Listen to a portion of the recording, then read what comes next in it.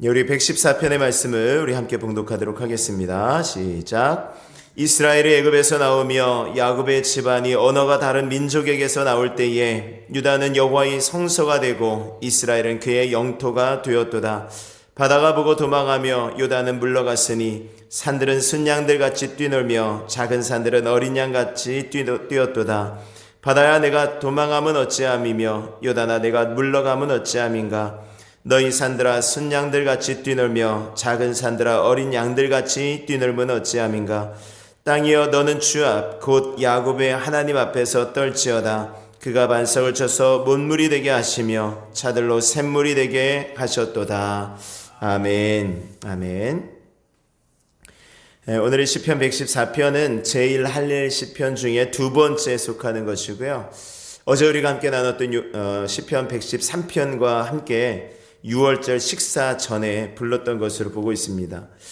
오늘 시편은 조금 지금까지 보았던 시편과 조금 다른 부분들이 좀 있는 것 같죠. 지금까지는 보통 찬양하라 하고 명령하거나 또 자기의 어떤 오람들, 자기의 고난들을 하나님께 해결해 달라라고 하는 어떤 부르짖음, 내가 하나님께 부르짖습니다. 이런 것들로 시작을 하고 그런 내용이라고 한다면, 오늘은 뭐 하라, 뭐 해라, 뭐 어떻게 하겠다라는 그런 부분들이 없습니다.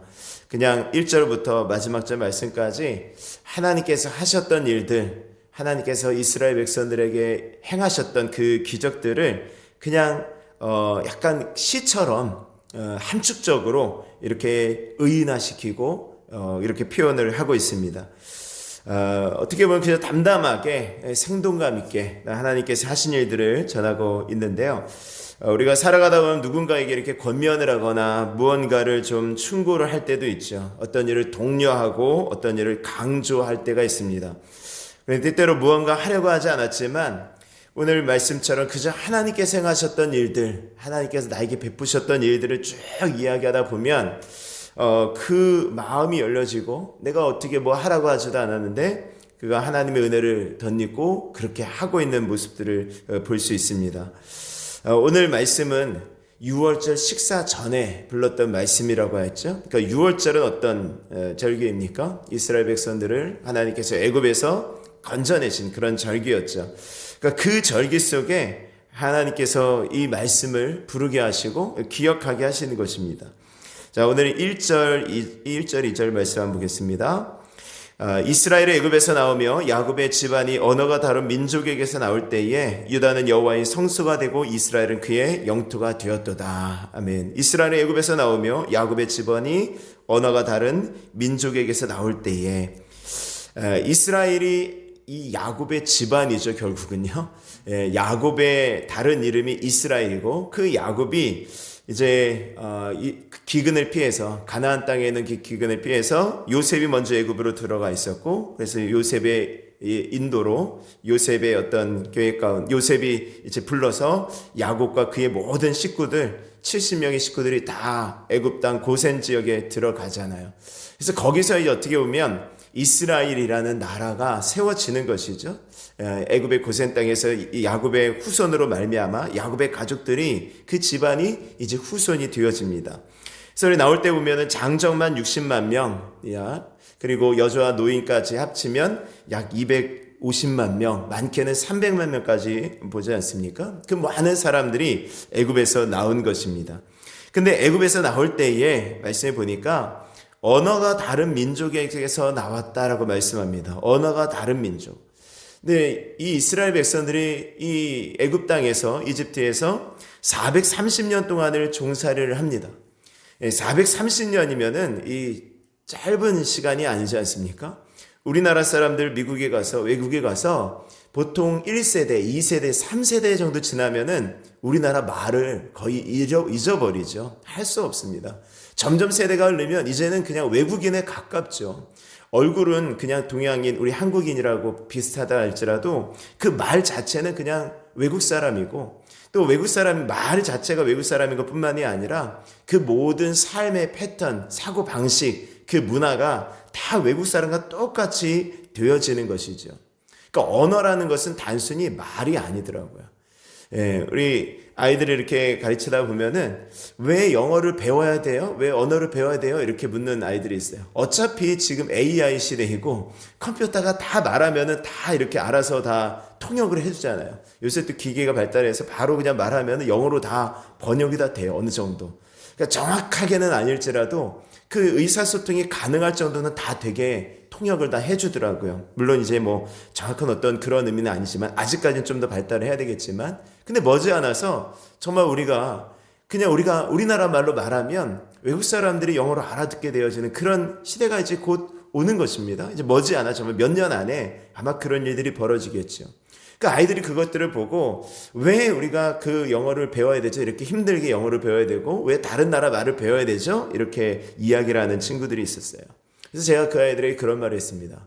언어라는 것은 단순히 말이 아니다. 그 언어는 그 언어 가운데 그 사람들의 문화가 있는 거고 그 사람들에 대한 존중이 있는 거야. 그래서 우리가 말을 배운다라는 것은 그 나라에 대한 존중이야. 그 나라에 대한.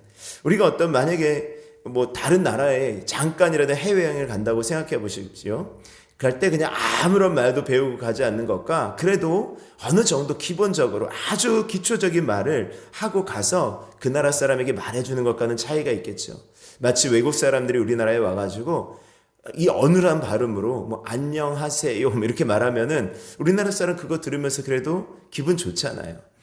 그런 것처럼 그 언어는 말 자체가 아니라 문화다라는 것입니다. 그런데 오늘 이스라엘 백성들은 어떻다고요? 야곱의 집안이 언어가 다른 민족, 그 애굽에서 나올 때에 언어가 다른 민족에게서 나왔다고요. 그들의 언어가 바뀌지 않았다고요. 430년 동안 말을 잃어버리지 않았다는 것은 무엇입니까? 그들이 갖는 문화를 그대로 가지고 왔다라는 거예요. 그들이 믿고 있던 하나님, 그들이 그 말씀 붙들고 그대로 살아왔다라는 것입니다. 430년 동안이요. 오늘 이것이 참 중요한 부분인 것 같습니다. 중요한 부분. 오늘 이 시대를 우리가 살아가죠. 결국 이들은 섞이지 않았다라는 거예요. 애굽 사람들과 섞이지 않았다. 그들의 종살이나 할지라도 그 나라에 살고 있었을지라도 그들과 섞이지 않았다. 섞여 살지 않았다라는 것입니다. 그들의 어떤 고유한 하나님의 믿는 그 믿음, 그 신앙을 그대로 가지고 살았다라는 것입니다.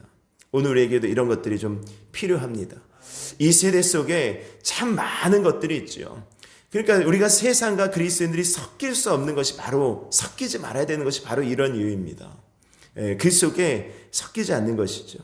기독교는 이 세상과 섞일 수 없습니다. 마치 물과 기름이 섞일 수 없는 것처럼 하나님의 말씀, 우리가 하나님 믿는 믿음과 이 세상이 추구하는 가치와 섞일 수 없다라는 것입니다. 다른 것이에요. 완전히 다른 것입니다. 근데 자꾸만 시간이 흘러가면서 이게 혼합되어지는 거죠. 정말 위험한 모습인 것입니다. 오늘 이스라엘 백성들이 어떻다고요? 애굽에서 나올 때 다른 민족에게서 나왔다. 언어가 섞이지 않았다라는 것입니다. 2절의 말씀에 보면은 유다는 여호와의 성소가 되고 이스라엘은 그의 영토가 되었도다라고 말씀합니다. 유다는 그의 여호와의 성소가 되었다. 여호와의 성소가 된다는 것이 무엇입니까? 성소가 뭐죠? 성소라는 것은 거룩한 장소, 거룩한 곳이죠. 그러니까 거룩한 곳이라는 것은 결국 하나님이 거하시는 곳이 되어졌다라는 것입니다. 유다 이스라엘 백성들이 하나님이 거하시는 곳이 되어졌다. 하나님이 거하시게 되어졌다라는 것입니다. 하나님께서 화려한 궁궐에 계시는 것이 아니고 멋진 곳, 어떤 이상하게 우리들이 사람이 손으로 지은 어떤 찬란한 곳에 계신 것이 아니라 하나님은 하나님이 계신 곳이 거룩하게 되어지는 거예요. 인간이 거룩하게 만든 곳에서 하나님께서 계셔서 거룩하게 되어지는 것이 아니라 하나님이 계시는 곳이 거룩하게 되어지는 것입니다. 오늘 우리 사람의 몸 가운데, 우리 마음 가운데 하나님께서 거하심으로 우리를 거룩한 성소로 삼아주신 것을 믿으실 수 있기를 바랍니다. 고린도전서 3장 16절에 말씀하죠. 너희가 하나님의 성전인 것과 하나님의 성령이 너희 안에 거하시는 것을 알지 못하느냐. 하나님의 성령이 우리 안에 거하시는 곳, 그것이 성전이 되어지는 것입니다.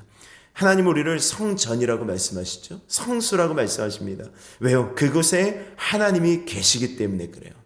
근데 자꾸만 사람들은요, 무엇인가 인간적으로 뭔가 아름답게 거룩하게 뭔가 이렇게 만들려고 하는 것이에요. 중세시대의 대표적으로 그러지 않았습니까? 오랜 시간에 걸쳐서 아름답게 성전을 짓고 그 속에 하나님이 계신 것처럼, 그 속에 마치 그 속에만 하나님께서 거하시는 것처럼 그렇게 거했다라는 것, 그렇게 생각했다라는 것입니다. 근데 하나님께서는 그런 곳에 계심으로 거룩하게 되어지는 것이 아니다라는 것이에요. 제가 언젠가 성당에서 하는 결혼식에 참석하고 이렇게 그렇게 말했던 적이 있어요. 성당에 가보니까 정말 그 들어가는 자체가 정말 이 말로 표현할 수 없는 그런 거 있잖아요. 뭔가 들어가게 되면 뭔가 거룩하게 되어지는 것 같고 뭔가 좀 다른 것 같은 그런 분위기가 있었다라는 것입니다. 그래서 제가 이렇게 사람들이 만들어 놓고 이곳에서 하나님이 계시는 것으로 생각하고 있었구나라는 그런 마음이 들었어요. 그런 곳에만 계신 것이 아닙니다. 하나님께서 계신 곳이 거룩한 곳이 되어지는 것이죠. 오늘 말씀하고 있지 않습니까? 오늘 유다는 여호와의 성소가 되어졌다.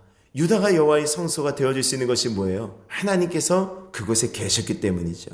이스라엘은 그의 영토가 되어졌다라는 것은 무엇입니까? 영토라는 것은 뭐죠? 다스리는 곳이죠. 이 이스라엘이 하나님께서 다스리시는 그 땅이 되어졌다라는 것입니다. 이스라엘이 다스리는 하나님의 통치가 있는 곳이 되어졌다라는 거예요. 그러니까 하나님이 거하시는 곳에 하나님의 통치가 있게 되어지는 것입니다. 바로 우리의 모든 삶을 말하는 것이죠. 하나님께서 우리들을 통하여서 하나님의 거룩한 성소로 삼으시고 하나님이 다스리시는 나라로 삼으신 것을 믿으실 수 있기를 바랍니다. 이제 3절에서 8절의 말씀은요, 똑같지만 하나님께서 애굽에서 이스라엘 백성들을 나오게 하시고 그 다음에 이스라엘 백성들이 가는 곳에 어려움과 절망과 또 고난을 만나게 되어지는 거예요. 바다를 만나게 되어지고 요단강을 만나게 되어지고 물이 없게 되어지고 먹을 물이 없게 되어지는 그 모든 순간순간마다 하나님께서 바다를 여시는 거죠. 3절에 말씀하고 있는 것입니다. 바다가 보고 도망하며 홍해가 갈라졌던 사건을 말씀하고 있는 것입니다. 여러분들 바다라는 것은요, 우리는 지금은 바다 하면은 굉장히 낭만적이고 해수욕하고 보트도 타고 이러잖아요. 성경에 나오는 모든 바다에 대한 내용은요 다 두려움이에요. 바다는 공포입니다. 왜요? 그 물결이 큰 놀이 일어나서 사람을 삼키듯이 하고 이런 부분들이 바다는 공포고 두려움의 대상이에요. 바다는 언제나 그렇습니다. 그러니까 우리 바닷가에 사는 그런 사람들이 거칠고 이러고요. 바닷가에는 이 우상숭배, 미신을 섬기는 것이 그렇게 많다 그러지 않습니까? 용암부터 시작해서요. 왜요? 바다에 나가서 먹어야 되는데 파도 한번 덮치면 끝나버리잖아요. 다 죽잖아요.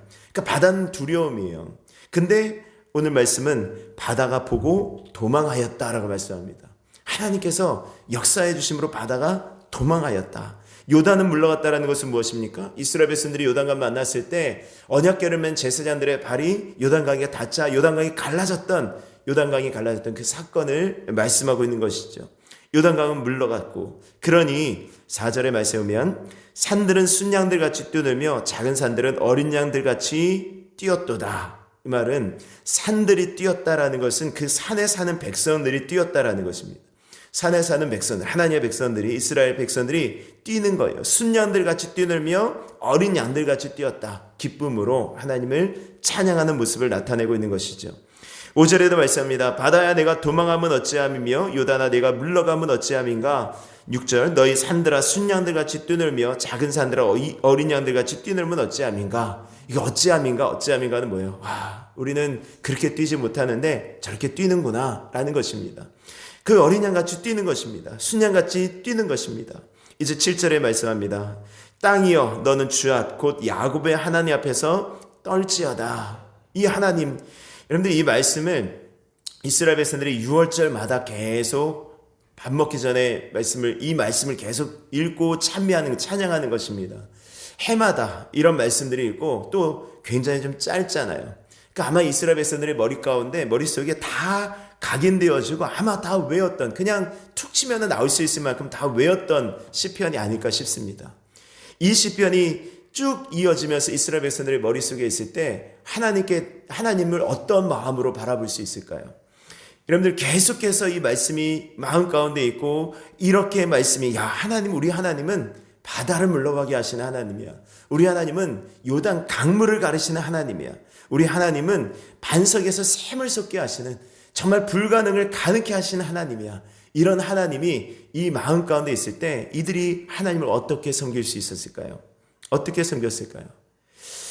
이제 7절의 말씀처럼 말했으면 하나님 앞에서 떨지어다. 그리고 8절에 그가 반석을 쳐서 문물이 되게 하시며 차들로 샘물이 되게 하셨도다. 물이 없는 곳에 목마름 속에 이스라엘 백성들이 모든 그 목마름과 갈증들, 그 근본적인 어떤 문제들을 하나님께서 해결하여 주셨다라는 것입니다. 오늘 하나님이 어떤 분이신지를 우리들이 더 알아갈 때 우리의 연약함들을 하나님 앞에 내어놓을 수 있습니다. 하나님이 어떤 분이신지를 알아갈 때 우리가 하나님 앞에 기도할 수 있는 거죠. 하나님이 어떤 분이신지를 알아갈 때 우리의 믿음이 더욱더 커져갈 것입니다. 오늘 114편 말씀을 우리의 마음 가운데 새기고 정말 우리를 애굽에서 나오게 하시는, 다시 말하면 우리를 죄악 가운데 구원하신 하나님이 어떤 하나님이신지를 더 알아가고 그 하나님을 인하여서 기뻐하며 찬양하며 나아갈 수 있는 복된 한 날이 되실 수 있기를 주의 이름으로 축원합니다. 우리 찬송들이 주를 함께 기도하겠습니다.